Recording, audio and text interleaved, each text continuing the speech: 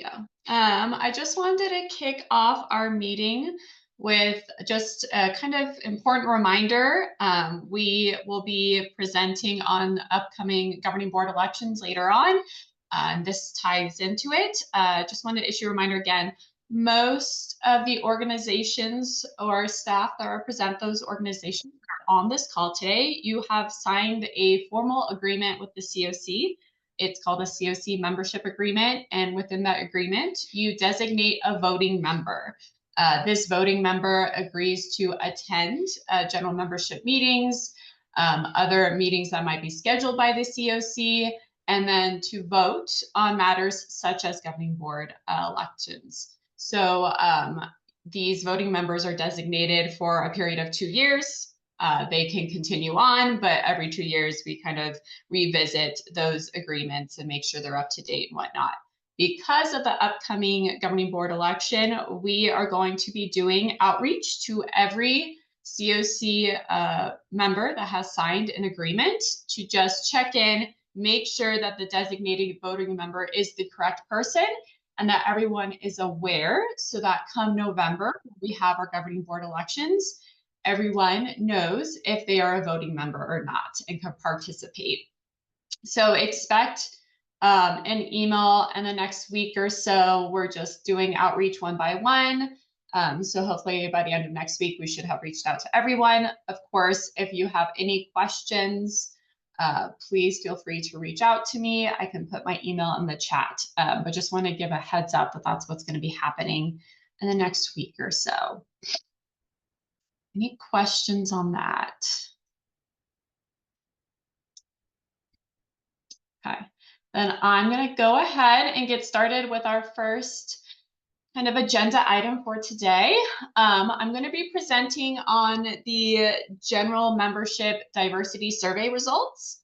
And so let me go ahead and share my screen and I'll give a little background to the survey.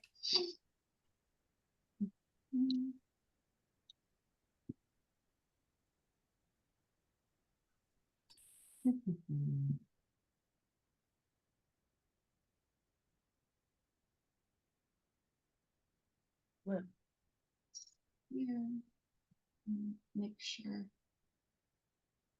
get the chat. There we go. Okay. Can everyone see my screen? Okay. So yes, this survey we launched this summer. It was launched in June. I sent it to 138 individuals who are on our general membership contact list. I sent out 3 email reminders and we advertised this during our July general membership meeting. Overall, we had 96 respondents, so that's about a 70% response rate, so not too bad. I'd like to do better in the future, but thank you to the 96 of you that did take this survey. The results show it took about 2 minutes or less to complete. It was 12 questions total, a combination of open-ended questions and some yes or no questions as well. It was the goal of the Governing Board Development Committee to not make this survey too cumbersome, but we still wanted to get some valuable data. And I want to emphasize that why we do this survey is to really understand the representation of the CoC at all levels. And to identify gaps, figure out where we kind of need to spend some time recruiting new members. And when I say recruit, it's a little bit more intentional than that, really building those relationships if we see a disparity or a gap in our representation. And as well, a lot of times funders are interested in this data. When we submit the NoCO, which Kelly Pryor will be discussing later on today, that's kind of another key thing is talking about representation in our general membership and our governing board, in our CoC committees, whatnot. So we wanted to gather this feedback from you all. In this PowerPoint, I've also linked Larimer and Weld census data. If you're kind of curious to compare how our results, compared to the general population of both counties. I'm just going to quickly go over the results.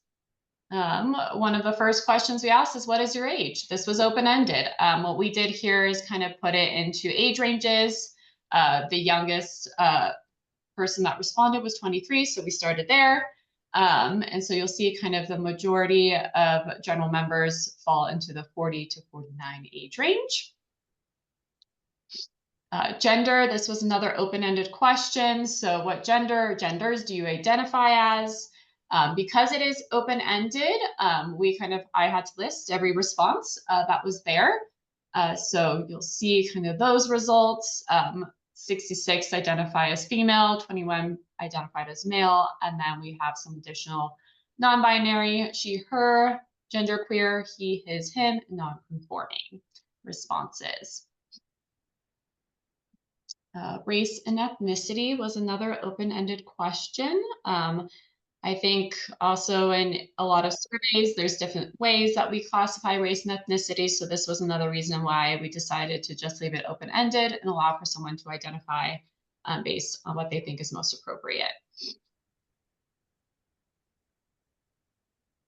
We also asked about spoken languages. So if someone is multilingual, we had 24 responses that said yes. And then on this next slide here, kind of broke down the results to show the different languages that are represented in our CoC.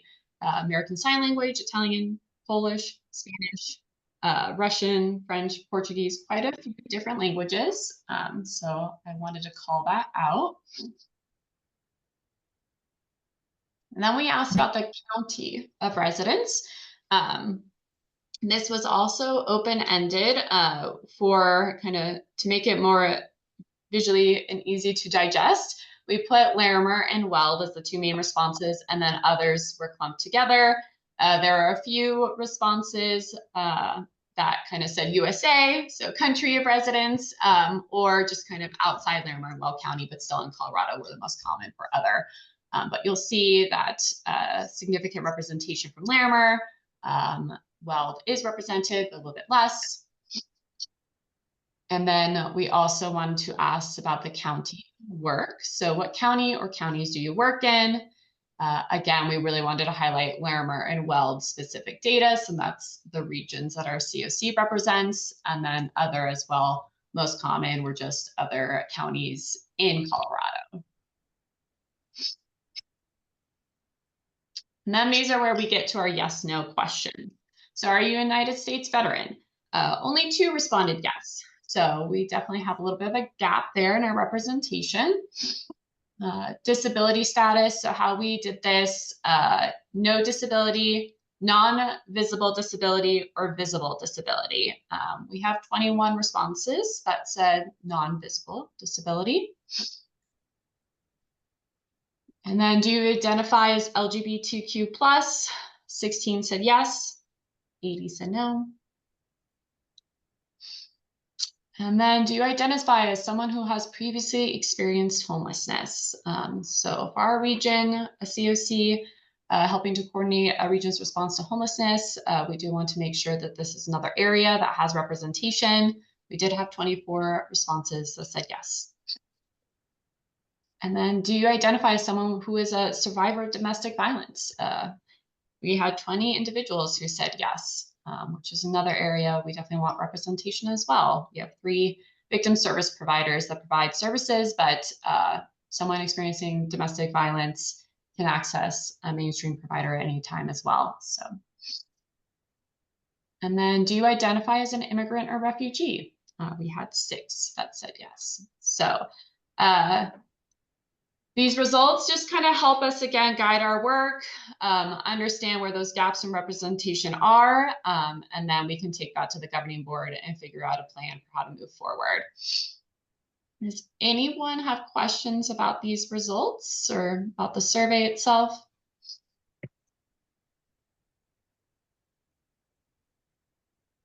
Okay.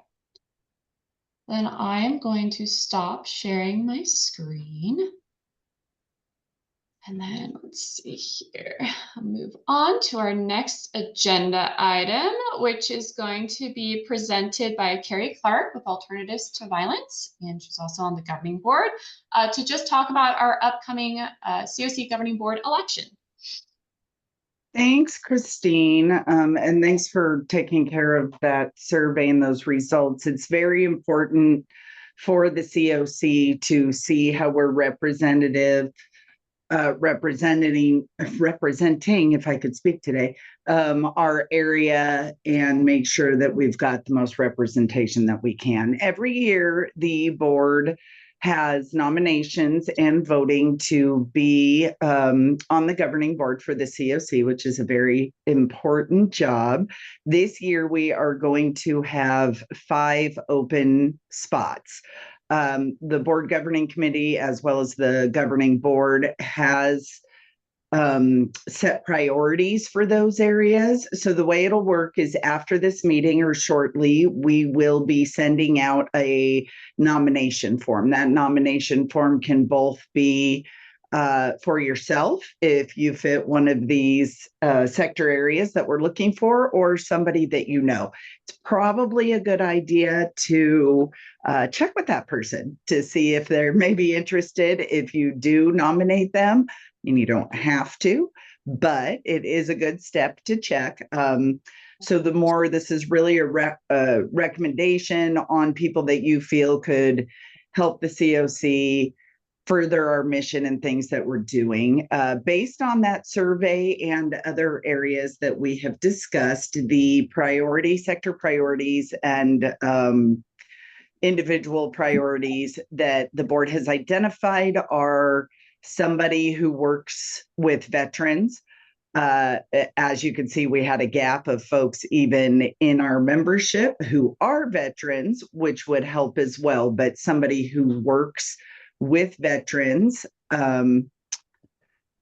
Let's see, somebody who works in affordable housing or permanent supportive housing. So that could be one of the housing authorities or within one of the permanent supportive housing areas. Also, somebody who works in philanthropy. So perhaps a funder, somebody who understands what it is for the funding. Moving on, somebody in law enforcement or first responder area. We really are looking for somebody who could represent those sectors, as well as legal, which I think if anybody's been on a board, that always seems to be a desirable area to have. So if anybody has any experience with law or knows anybody who's working in this area of housing and has legal experience, that would be an area that we're looking for. And finally, somebody in the mental health field. So who maybe works for Summit Stone or any of the mental hospitals or any of those areas. So we are going to prioritize those along with DEI excuse me, areas. So looking for diversity as well as focusing on those sectors. So we will be sending out to general membership the nomination form. As I mentioned, again, you can nominate yourself or speak with somebody and nominate somebody else. We will go through those and we'll be able to bring the nominations to the next meeting, which is our November general membership meeting. We will introduce the people who are nominated and fit those sectors for the governing board, and then we will hold a vote after the meeting. And as Christine mentioned, those votes are to be done by the voting member of your organization. Something I meant to start off with, and it's a little hard, we've got quite a few people on here, but if you could go to that reaction screen or pop on your camera. Is anybody here new to the CoC this month or has not attended a meeting yet? Okay, I see at least one. Well, that's it, huh? Well, welcome, Rachel. If you have any questions, looks like Rachel's with Neighbor to Neighbor, you can pop on and introduce yourself. We used to do more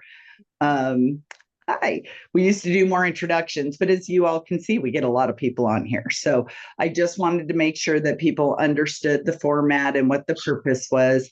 Rachel, I think if you want to reach out to one of us on the governing board, Christine,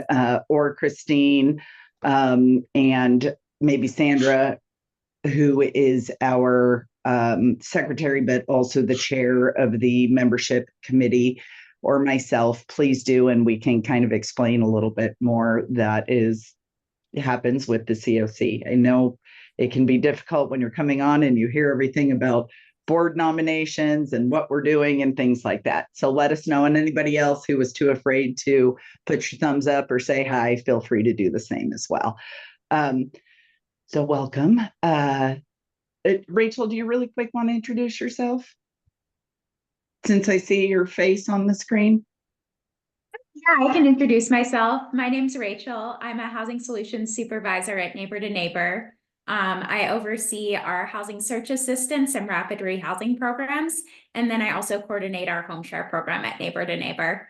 Yeah, thanks for the offer to provide a little more information about these meetings and kind of how they work. I think that would probably be helpful for myself and maybe some of our other team members as well, in case they ever jump in and attend a meeting when I can't. Absolutely. Reach out to one of us and we can make sure we do that to you. I think Christine popped her email in the address, and I will do the same as soon as I can multitask and do things at the same time, which I'm not good at. Thanks, Rachel. That's actually good to know. I'm sure for many people on this call and what your role is at Neighbor to Neighbor, as we all work in the same areas. So anybody else new who wants to do an introduction before I move on? Okay, just wanted to make sure. Welcome, Rachel. We're happy to have you. So we will send out that board nomination form. It'll have the information on there with our priorities and everything as well. If anybody has any questions when you get that on what it means to be on the board and the commitment and things like that, you can reach out to me as well. I will put my email address when I have Christine send that out to everybody. It is a very fulfilling experience. So we will have the vote, and I believe the new board positions will begin after the new year. So does anybody have any questions on the process, the priorities, anything? I'm jumping back from screen to screen with so many people on here. Okay, again, please pop them in the chat or reach out to me with any questions you might have. Christine, I don't have the agenda in front of me. Did I cover everything for board recruitment? You did. That was perfect. Thank you, Carrie. And I appreciate the opportunity to give introductions as well. Definitely, that's great to incorporate. So appreciate your yeah, we'll, as Carrie said, an email will follow after this meeting with that form. And if you have any questions, her email will be included if you want to know more. I was hoping our kind of next topic for today could be some updates on regional shelter efforts. I know there's efforts in Fort Collins for 24/7 shelter as well as Loveland. And so I'm curious if someone is on the call. I think, Seth, I might have seen you earlier. If you can maybe speak to the Fort Collins shelter, or someone else that has information on that. Just know there's a lot of movement recently, so I want to see if we can get any information.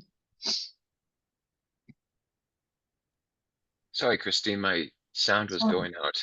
Do you want me to speak now? Yes, if you could please, I would appreciate it. Just give some updates. Yeah. Yeah, it just went out right on the last couple of sentences you were saying. So anyway, thank you. I just have a real quick update. So we've been in the process of trying to build a new building in North Fort Collins. We've been full for a long time at our current building. To give an example of that, last year from January through October of 2023, we turned away people who were seeking shelter over 1,200 times. Now that's not 1,200 unique individuals. It's just those are times where somebody came to our door seeking to get into our shelter, but we were completely full, and we didn't have any space to bring them in. So we've been working to address that for the last couple of years. It feels like we're kind of on the home stretch for that. Because we have a really great update. Is that 3 weeks ago we went in front of the Fort Collins City Planning and Zoning Commission, to get approval for a project after, we submitted our application in November. So months and months of, rounds of discussions with city staff. It all culminates in this public hearing where the Planning and Zoning Commission decide if this fits building code and is approved, or if it doesn't. And we got unanimous approval, which was surprising and wonderful for us, and a big milestone in the project. Still, that approval was appealed, or that decision was appealed by somebody in the public, and we're looking to have the next step in the process, which is a city council meeting, where city council members vote to uphold the planning and zoning approval or to reject it. And so we will be, I'm pretty sure I put everybody on the CoC mailing list in some of my annoying emails about calling out some support. So I will continue to do that. If you don't want to receive those, I completely understand. Just let me know and I'll not badger you with those anymore. But we would like to have as many people come out to speak publicly in favor that we need shelter, because shelter is a stable place for people to start their housing path. And housing is the ultimate goal. We're not building this building to be housing. We want it to be a temporary place that really cares and stabilizes folks so that they can get onto the path of housing for themselves, permanent and stable. So in the end of October or the end of November is when that planning and zoning, that city council session will be, and I'll let you all know about that, so that if you can send a support letter, or if you can send a representative to speak publicly at council chambers, that's always really, really helpful. And it provides, city council should make their decision based off of building code, but a lot of times having public support allows city council to make some hard decisions that do align with the building code, but may not align with other people who disagree with the project. And there are those people. So final update is we're in the middle of a capital campaign. Also for the final $7 million for the project. So it's a $27 million total price tag for this building. And we need about $6.2 million now. So I'm gonna look at this chat and see if I can answer some of these questions. Kelly, we don't know when the city council meeting will be yet. Hopefully we can finalize that this week or next week, and I'll be sending out that update.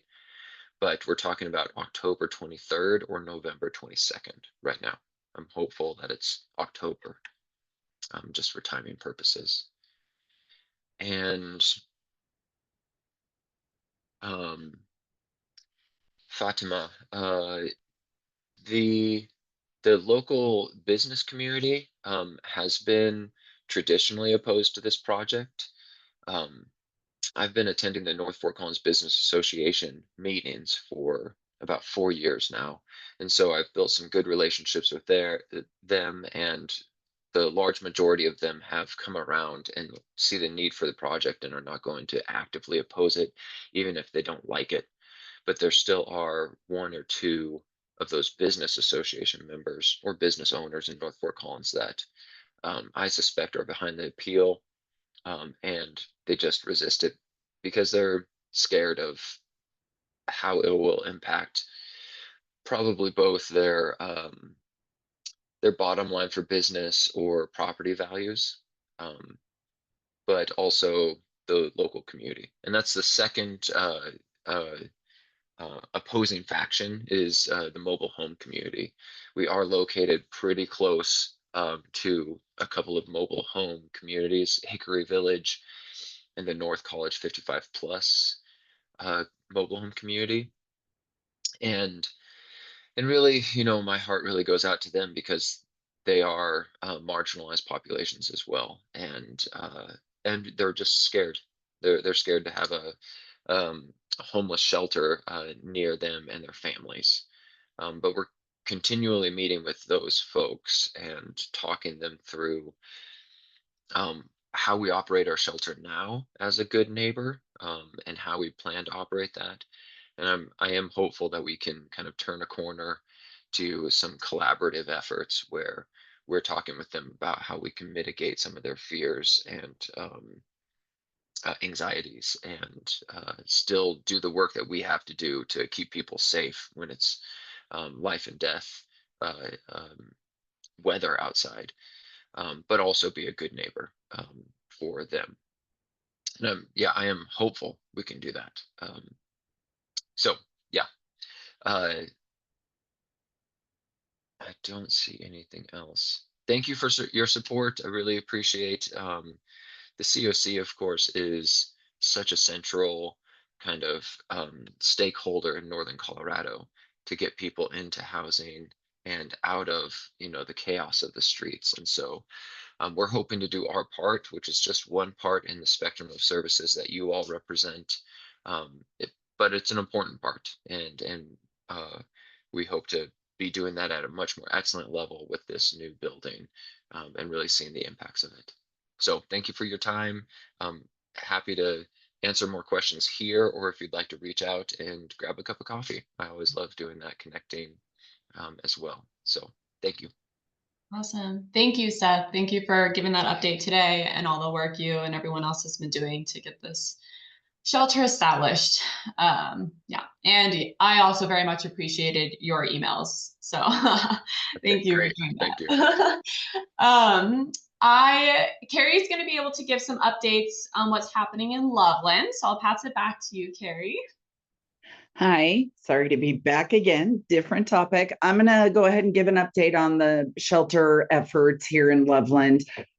Some of the people who are on the task force are on here. The people leading it are mostly with Homeward Alliance, and they are working their butts off right now to work on things. So I'm going to go ahead and give the update. I'm not going to assume everybody knows what's going on. So again, please reach out to me if you have any additional questions. Our efforts are a little bit more difficult, I think, than Seth said, but really echo a lot of what Seth talked about as far as concerns and things like that as well. Loveland Planning Commission did have a hearing, I believe, 2 weeks ago, a week and a half ago or so. And as expected, the zoning for the Planning Commission was voted down 8-1. That is not where the final vote lies. The final vote will lie with City Council in Loveland. It was expected this past Tuesday to have a hearing and a vote to move forward with the shelter. That was postponed as requested by Homeward Alliance so that we could do some more research based on concerns and have everything prepared to present at that meeting. There is not yet a rescheduled date for it. But that being said, please, please, please continue to send in support letters as best you can to us or the City Council directly. It is quite a push going on in Loveland. And hopefully we are able to succeed. For those of you who might be unfamiliar, there was a location identified that is also being pushed back from quite a few folks. I'm not positive any location would be a perfect location, but the task force is doing their best to identify, and as Seth mentioned, get people off the chaos of the streets, and really have conversations with those in the community who do have concerns. So that's the update. Now we will let everybody know when the hearing is rescheduled, but in the meantime, please, please, please send in letters of support any way you can. as is going on in our political system often, sometimes the loudest voices are the ones most against something. So the best way to do that is counteract with those who actually work with the people that we're trying to assist and get information out there. So again, same as Seth, reach out to me. I can have coffee or anything, or set you up with those who know more than I do, or reach out and Seth and I'll have coffee with you together, right, Seth? Perfect. Knock it all out at once in the information in both communities. So A regional approach to homelessness. that's right. That's what we're here for. And we do actually appreciate Seth. Seth is on the task force for the Loveland Homeless Shelter as well. So we will all stand together and work hard. And just let me know if you have any questions. Are there any on here? Nope, just emails. Perfect. Thank you, Carrie. And yes, a shout out to everyone doing the work in Loveland as well, to keep this moving forward. I don't see any other questions coming into the chat. So I'm going to pivot to our next topic. Kelly Pryor is going to give a presentation on this year's Notice of Funding Opportunity. So Kelly, I will pass it to you. Hi, everyone. Let me get my slides ready here and share my screen.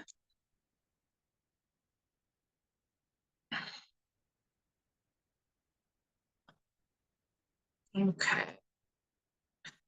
All right, perfect. Let me see here. Well, all right, are you all seeing the full screen version of it? Yes. Perfect. All right, I think I finally figured out how to do that when I have two screens. So my name is Kelly Pryor. I probably know many of you. If I haven't met you though, I used to work as the director of the Northern Colorado Continuum of Care, and at the beginning of the year, I left that position, and I am doing my own consulting work currently, but I'm still working with NoCO to prepare the 2024 Notice of Funding Opportunity application for our CoC. And so I'm really here to just kind of give you an update of what that is and where we're at. And then I have a request for some information from all of you. That'll be really important as I'm preparing the narrative to present to HUD for this funding. So let's see here. All right, so a really high level overview of the CoC program funding competition. So there are continuums of care across all of the United States and the territories, the United States territories, and those are regions designated by HUD, the Housing and Urban Development Department, to coordinate and respond to homelessness locally. So figuring out what is the best way to address homelessness in your area based on your needs. And then also that's the area that HUD considers when they're allocating specific funding for housing, people experiencing homelessness. And every year, HUD releases what's called the CoC program NoFo, Notice of Funding Opportunity, and CoCs and then individual agencies that are seeking that funding have to prepare an application and then the CoC runs a local process to figure out which projects we want funded by this bucket of money, and then also prepares an application to HUD to say everything that's happening in our community related to homelessness. So it's a pretty extensive process. It takes about 3 months. And we're about a little over halfway through, almost, well, yeah, maybe two-thirds through. We get about 100, or we get currently we receive just under $1.5 million, and that's across both Larimer and Weld County. But every year, if we perform well, we have access to more funding. So this year we're competing for about 1.7 million.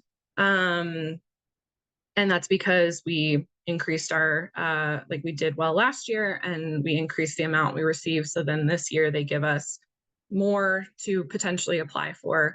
And if we do well again, next year it'll be more, et cetera, et cetera. So it is really important. It may not seem like a lot of money, which, 1.7 million for 2 counties, it's not, honestly, it's not very much money, but if you think about it in the context of Northern Colorado becoming its own continuum of care only several years ago.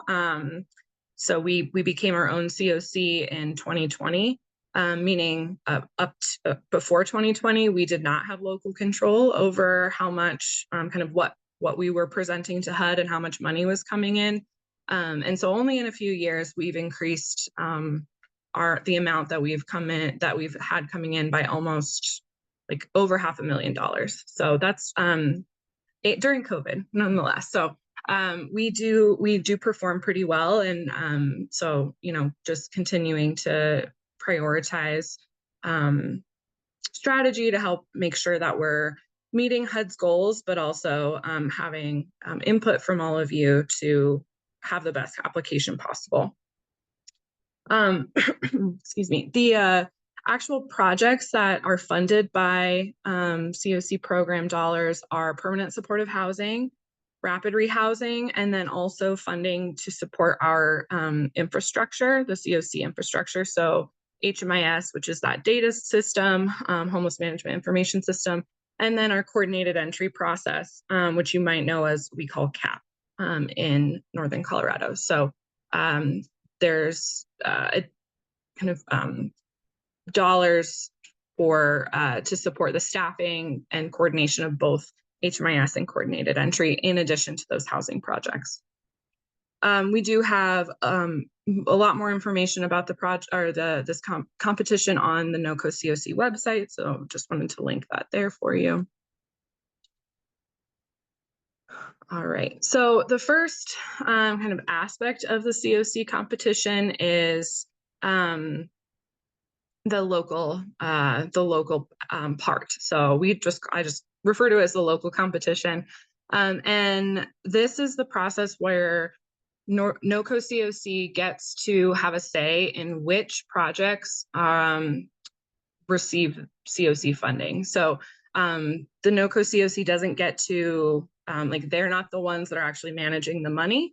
HUD is the one that contracts directly with projects and manages kind of the actual grants. But the NoCO CoC does get to evaluate, review, and then prioritize which of those projects we want HUD to consider for funding. So the first part is we had a letter of intent period where projects could submit and say they want to apply.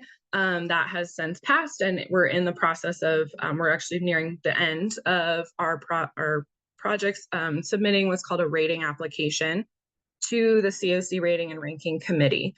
That deadline for them to submit that is tomorrow at 5 p.m. So if you're one of those applicants, just a reminder, it's 5 p.m. tomorrow.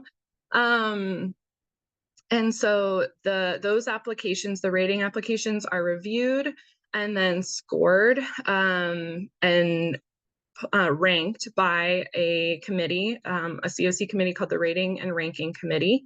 If this is something you're interested in doing next year, please share that interest with Christine or myself, and we can make sure that you're kind of noted to be contacted next year. And then once those project rating applications are scored, they get put onto what's called a priority listing. So that is really just an order, 1, 2, 3, 4, 5, 6, 7, 8, 9, in order of how we want HUD to fund these projects, depending on how well Northern Colorado scores overall in comparison to the other continuums of care. The higher up, obviously, or the higher on the listing that you score, the more likely that project is to be funded.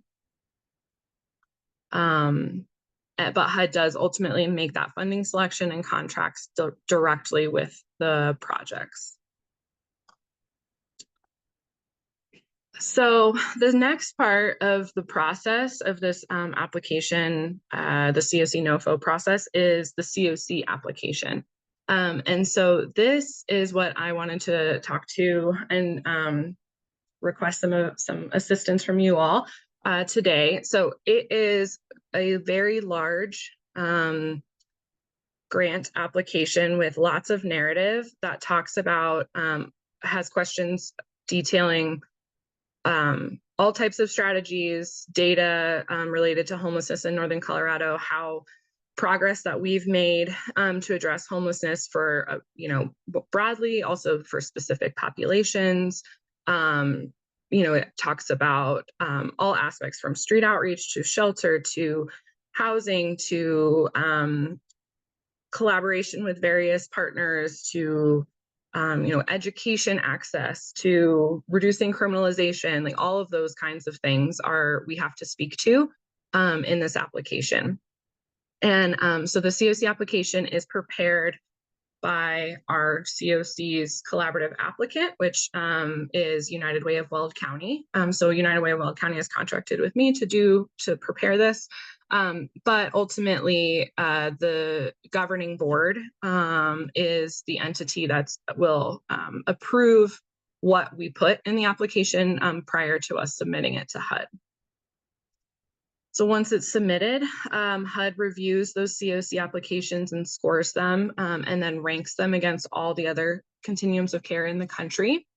So depending on where NoCO ranks next to all the other CoCs, that then translates to how much funding is actually going to be given to Northern Colorado for those individual projects. So obviously higher scoring CoCs have more of their projects that they've submitted to be funded actually get approved. We've done fairly well over the last several years. We have not lost any money. It really just depends on how every year there's a bucket of money called bonus dollars, where if those are fairly competitive. And if we score well, then we'll receive either all or some of those bonus dollars. And that's how we grow our pot of money every single year.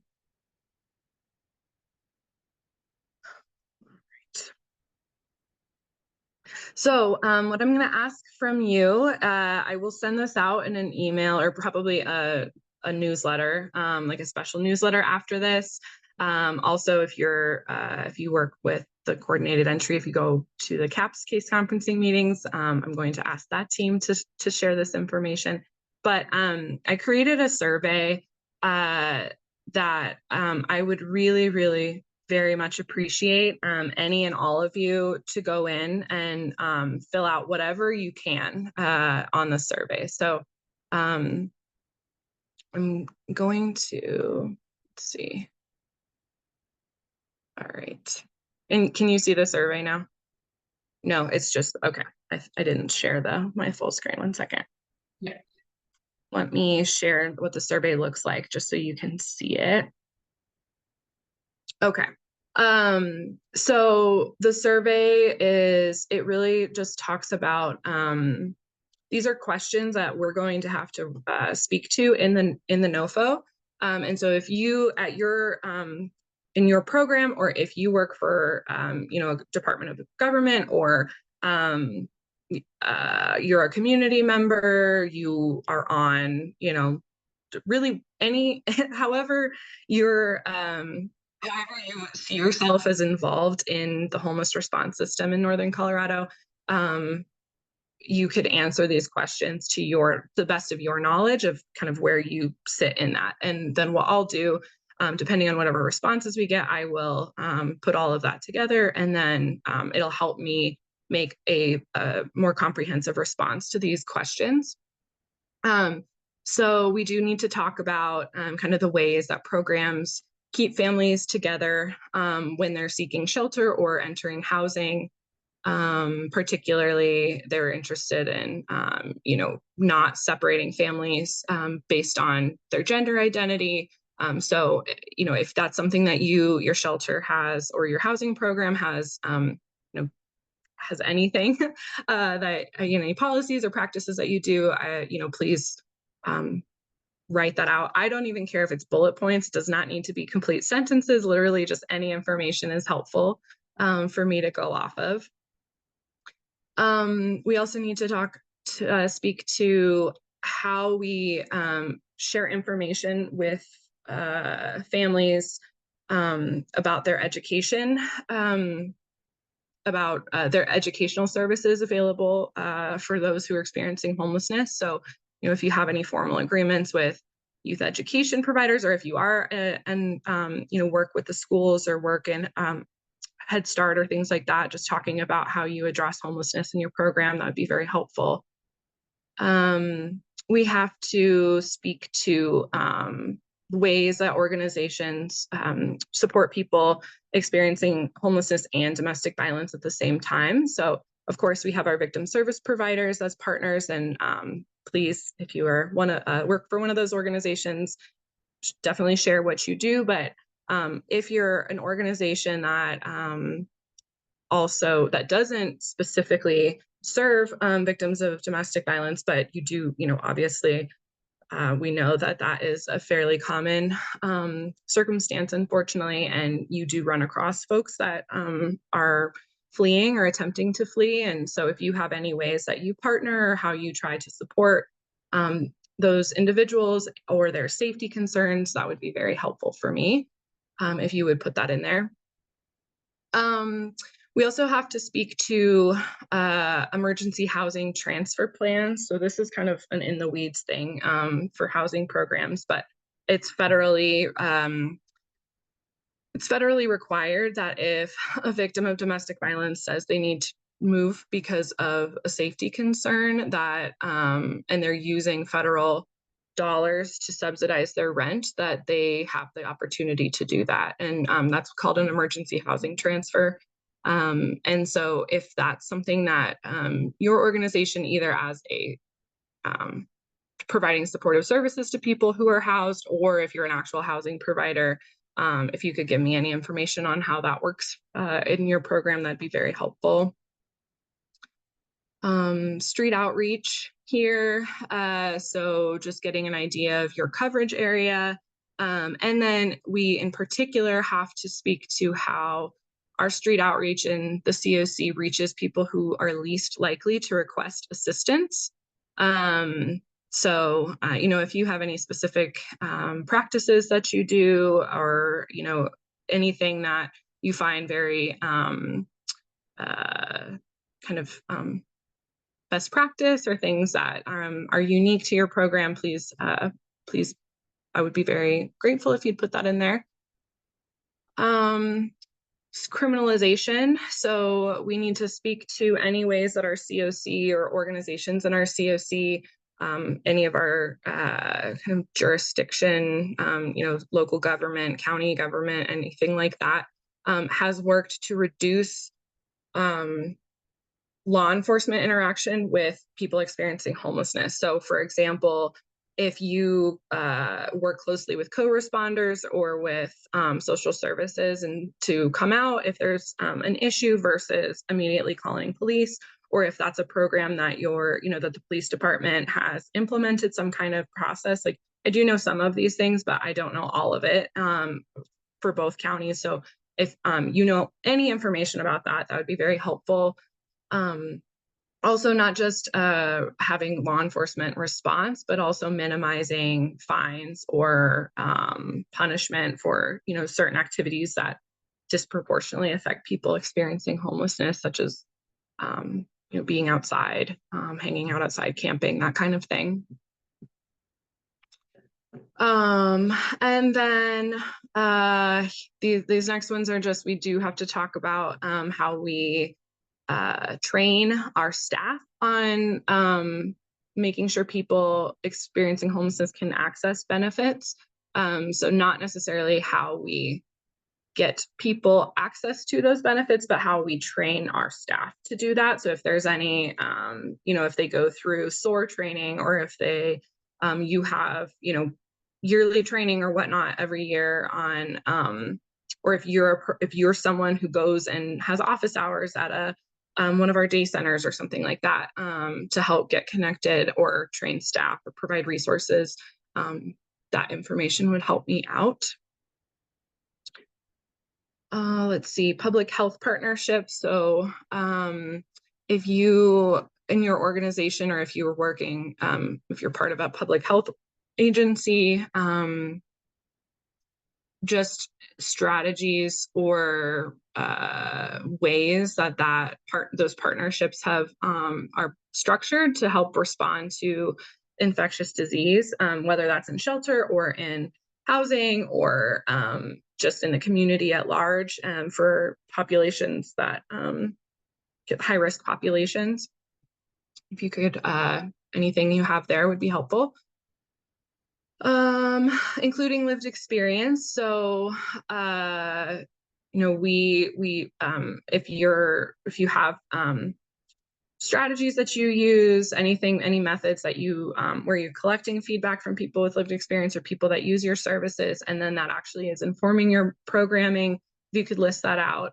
Or if you have ways that, the other aspect of that is describing ways that you have increased professional development of people with lived experience. So perhaps if you have, provide people a stipend to work, to provide their expertise to you, or if they, really anything related to professional development or continuing education, employment of people experiencing homelessness. We have to speak to that in the application. And then also ways that we work to help people increase their income. So if you have a partnership with the Workforce Center, or you have a way that you connect people directly with them, a partnership with an employer for your clients, things like that. If you could come in and mark that, that'd be very helpful for me.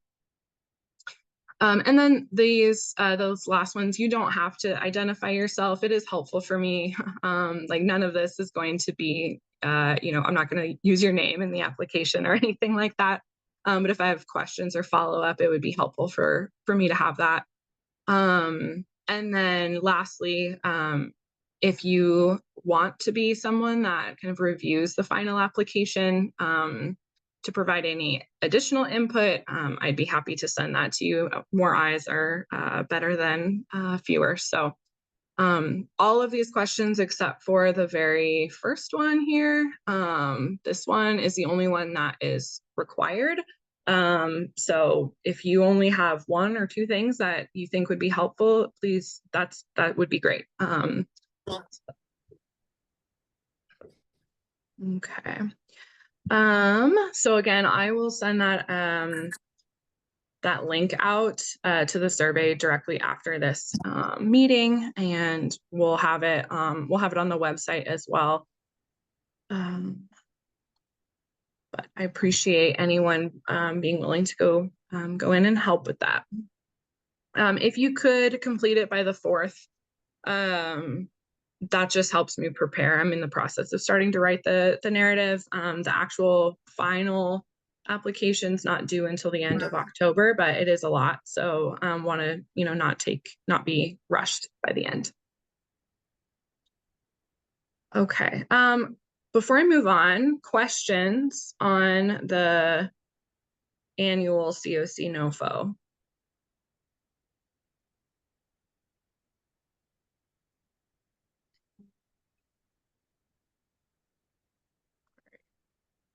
I see Jessica. I think it's Sam UEI, pretty sure. Yeah. I think they should be the same number, but They are different. they're different. It's the most recent one, whichever one you had to get most recently. I think it's Sam.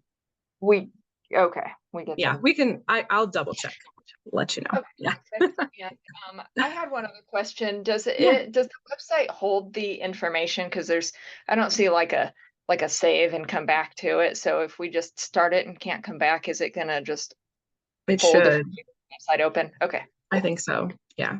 Mm-hmm. Yeah. All right.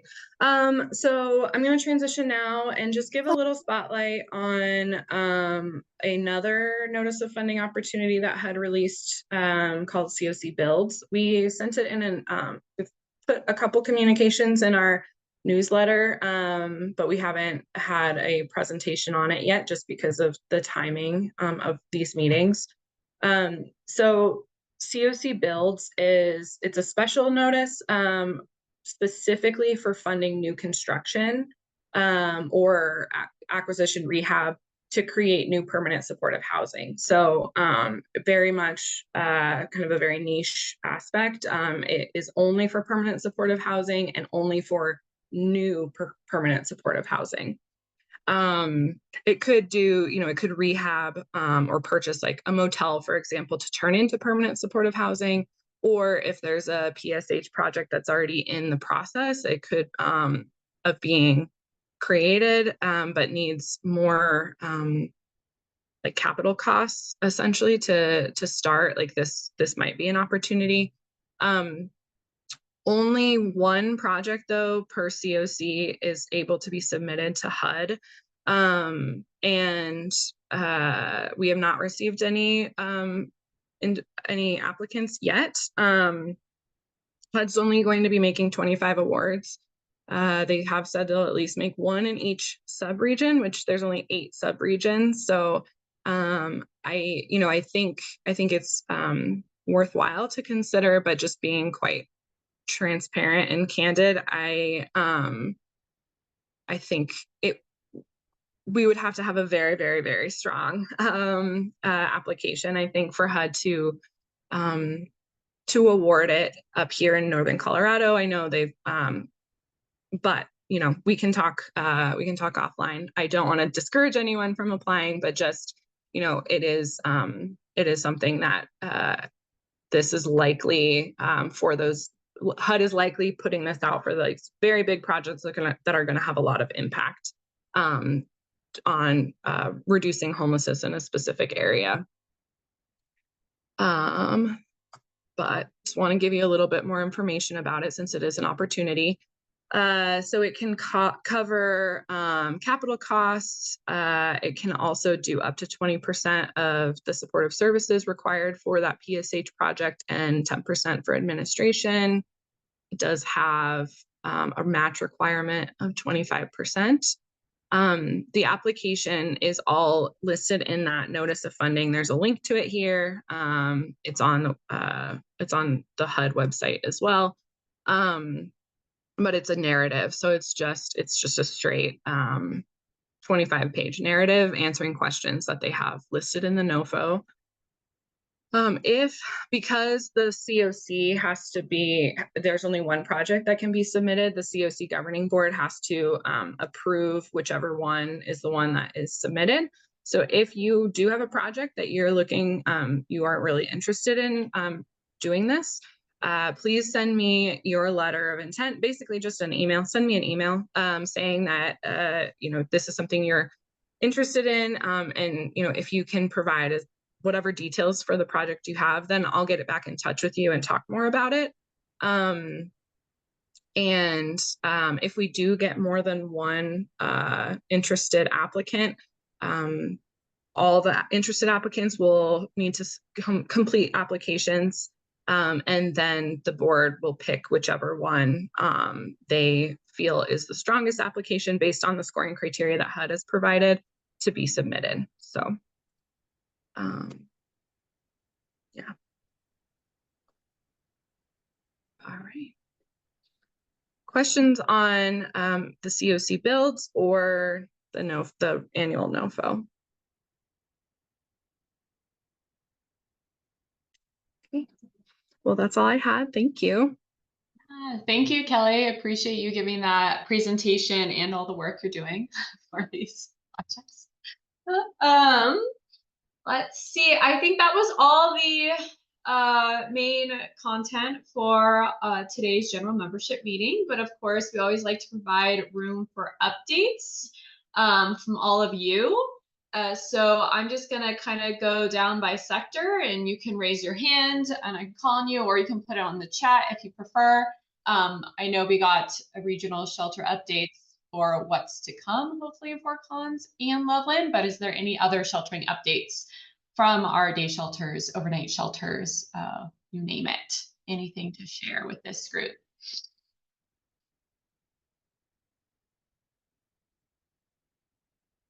Okay. We'll move on. Of course, again, you can put anything in the chat or circle back. Anything with housing? Any housing related updates? New programs, funding? Yeah, Joshua. Hi, Josh with Connections based in Greeley. We are actually opening our Section 8 waitlist starting October 1st, and we will keep it open through the 14th. So I just wanted to make sure everybody is aware of that. I will put our website in the chat. Perfect. Thank you. Appreciate that. Laura, I see your hand is up. Morning, everybody. I just wanted to mention SSVF is still actively working with veterans in the community for housing, and especially with this new prioritization of veterans. So just a friendly reminder, please continue to send vets our way if you come across anybody, and I'm happy to put our contact information in the chat for ways to reach out to us as we have a new intake and outreach coordinator. So thank you. Thank you, Laura. Lexi, see your hands up. Yes, hello. I just wanted to share that we do have a landlord engagement work group here at the county within our Housing Partners of Larimer program. So if you are a service provider that helps with housing navigation, reach out. I'll put Erin's email in the chat, and then mine as well. And then we keep an eye out. We are looking forward to launching our program soon, and we did just release our resource page through the county for housing resources along the housing spectrum. So if you want your resource added, let me know. Or if you have any questions, let us know. But we're excited to continue to support all your efforts in our community. Thank you all. Thank you, Lexi. So exciting. Let's see. Anything else housing related before I move on? I don't think I see any hands up, but I want to make sure I don't miss anyone. Let's see. Okay. Yeah, Laura, thank you for putting that contact info in the chat. Okay, I will move on to supportive services updates. Kind of our next section. Any updates there? Any changes? I have an update.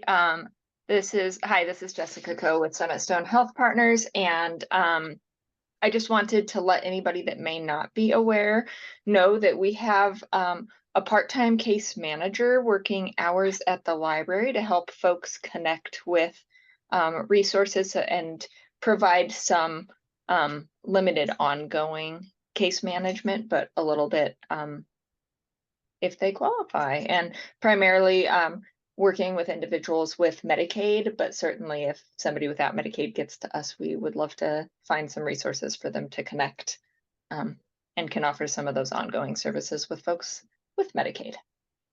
And what library are they at? I'm sorry. Sorry, they are at the Old Town Poudre River Library in Fort Collins. Thank you. Yep, and for anybody that doesn't know, this program doesn't fall under me, but there is a street outreach team that's a Summit Stone and Homeward Alliance partnership that will be starting, I don't know, the next few months, maybe. I think they're getting up and staffed right now. So some street outreach in Loveland. Yes, that's very exciting. Any other updates around supportive services?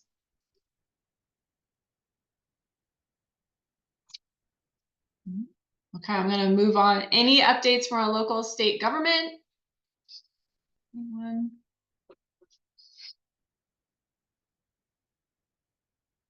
Going once, going twice. Okay. And the last kind of sector I have is education or youth updates.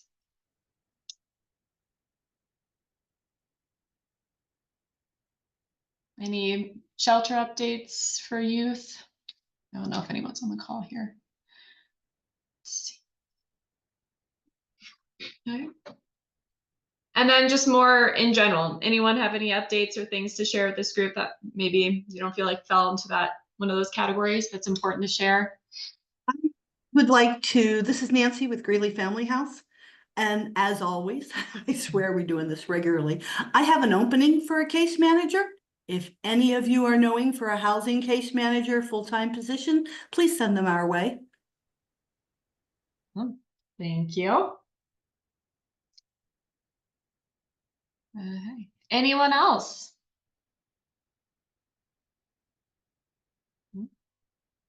Yeah, Joshua.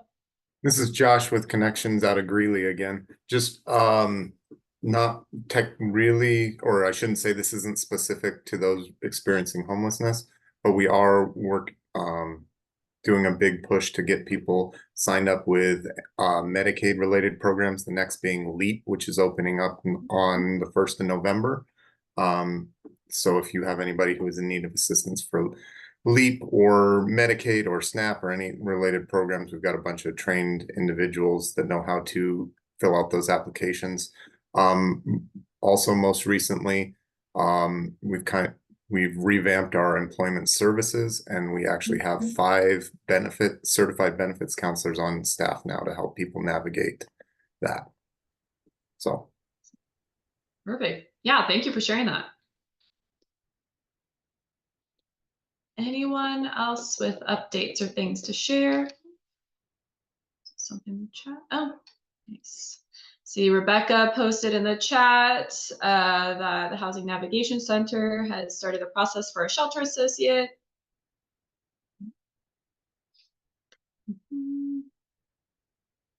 Perfect. Anyone else? Jordan. Hey everybody, this is Jordan Lamport with Hunger Free Colorado. Joshua's comment about LEAP reminded me about the new energy EBT program that is rolling out in Colorado this fall. And essentially what it is it's kind of a new program that will provide a one-time cash benefit to eligible households who are not receiving LEAP. And so what it will effectively do for SNAP recipients who are not receiving the maximum utility deduction is it will apply that essentially, and hopefully it will help a lot of households who might be receiving the minimal benefit, who are not qualifying for the heating and cooling allowance, to bump that up and hopefully improve some SNAP benefits here in the fall. So I will drop the link from Colorado Department of Human Services on that. But yeah, feel free to reach out to us at Hunger Free Colorado, and we'd love to provide information as well. I will drop my email too. Awesome. Yes, thank you, Jordan, for putting your contact info and that link in the chat. I appreciate that. It's a helpful update.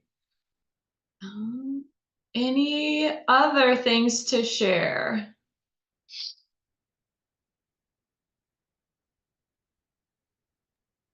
Can I jump in? My name's Debbie Mayer. I'm with Colorado Poverty Law Project. And I just want to throw out, just to keep your eyes on, since the library was mentioned, we're anticipating starting a housing legal clinic at the library beginning hopefully November. It'll be the first Friday of the month. We're trying to fill in a gap for a housing or for a legal clinic that was in place for a long time and is now no longer. So it would just be housing related, and we'll work side by side with the Larimer County Court Resource Center. I think he'll be there as well, so he could help with other housing or other legal issues other than housing. But so just keep an eye out for our ads with the library, and hopefully we'll start November 1st. And it'll be 1:30 to 4 with about half-hour slots to give legal guidance. Great. Yeah, Debbie, if you don't, if you have more information, once that's determined, if you don't mind sending me that information, we can put it out to our general membership and our case conferencing partners as well, so they're aware. Sure, great, thanks. Yeah, appreciate you sharing that. Anyone else?